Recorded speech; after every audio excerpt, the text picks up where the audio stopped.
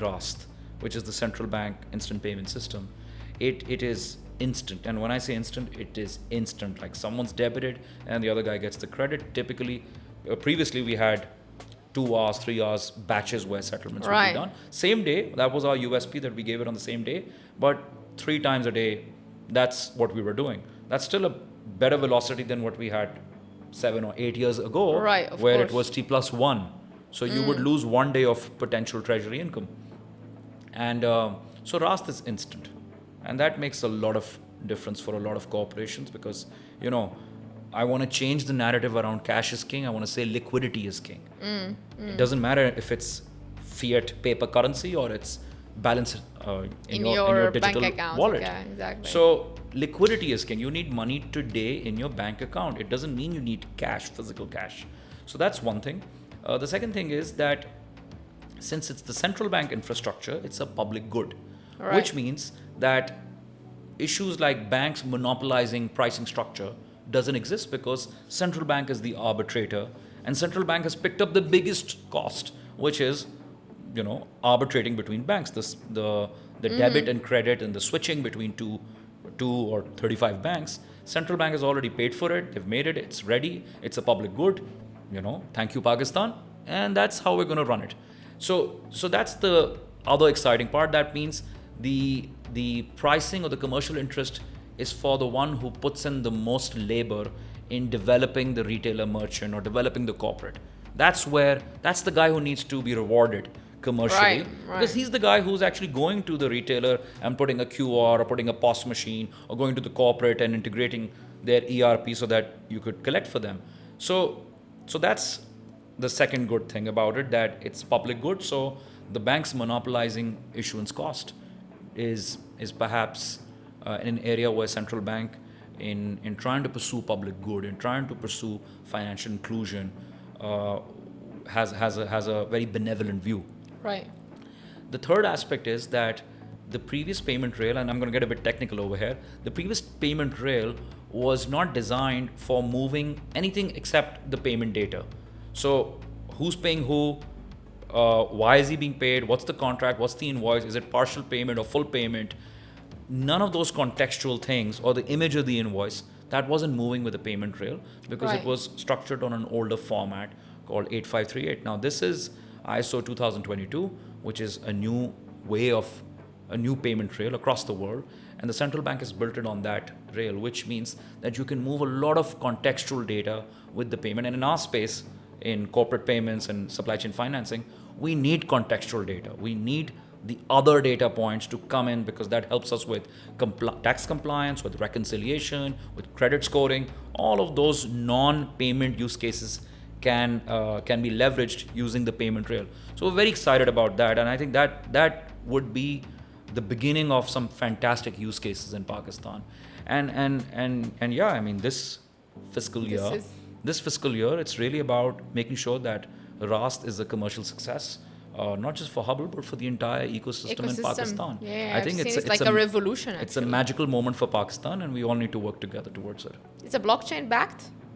No, it's okay, because since like instant payments is more blockchain backed technology. It's like what India has in UPI and Brazil has in Pix. So it's an instant payment system. It's not blockchain backed. I think those use cases will probably get started. We'll start getting tested maybe in a year or so in Pakistan. Can't wait. As the regulation sort of eases around it. How would you define in one word the future of the region? I'm talking about the MENA region, including Pakistan. Well, I think it's definitely the new Europe now. If you are including Pakistan into it as well, we have a large geography. This is the center of civilization. Mankind began in this space. It's harvested great religions that have dominated the narrative across the world. There's no reason why the region does not need to lead the world, and it's for the lack of a better word, it's manifest destiny. We need to make sure that we're playing our part with someone's providing financial ecosystem, someone's working on community building, solving the fundamental problems of health and clean water and infrastructure and political stability and sort of harmony within the region that we all sort of are more united and not divided on multiple lines. So yeah, I think if we can figure out those fundamentals, there is a binding, cohesive force that we all have, Right. and it's obviously our faith that brings us all together. And yes, if we can figure out the glue of what created this region in the beginning, what helped us prosper for thousands of years as one cohesive body, even though there were parts and small sort of Ups and sultanates downs. and all of that, but generally the whole body survived and Together. was dominating the public sphere, dominating the global discourse. So yeah, that narrative, I think it's coming back.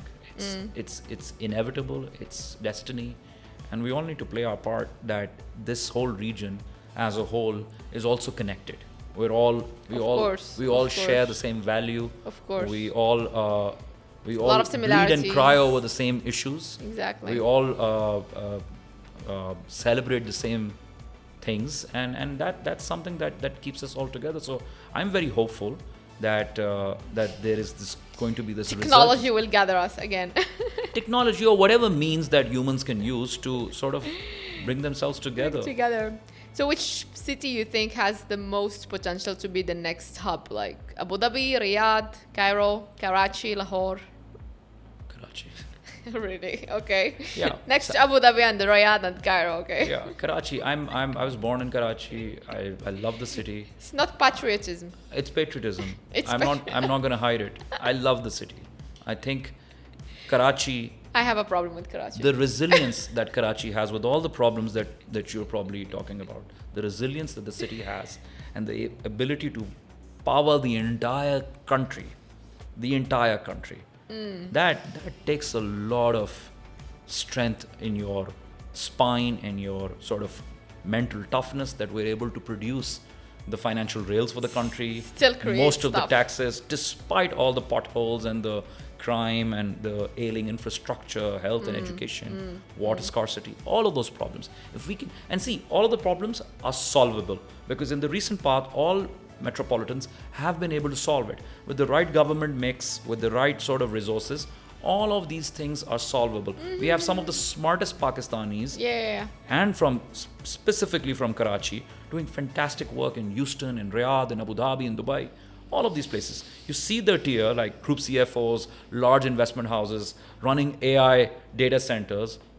I know that from Karachi, it's where it from Karachi, happens. Yeah. from Karachi. it's So where I'm it very happens. proud of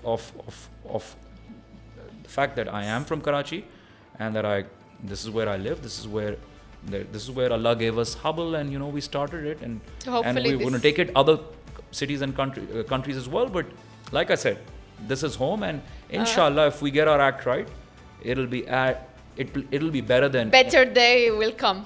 yeah, absolutely.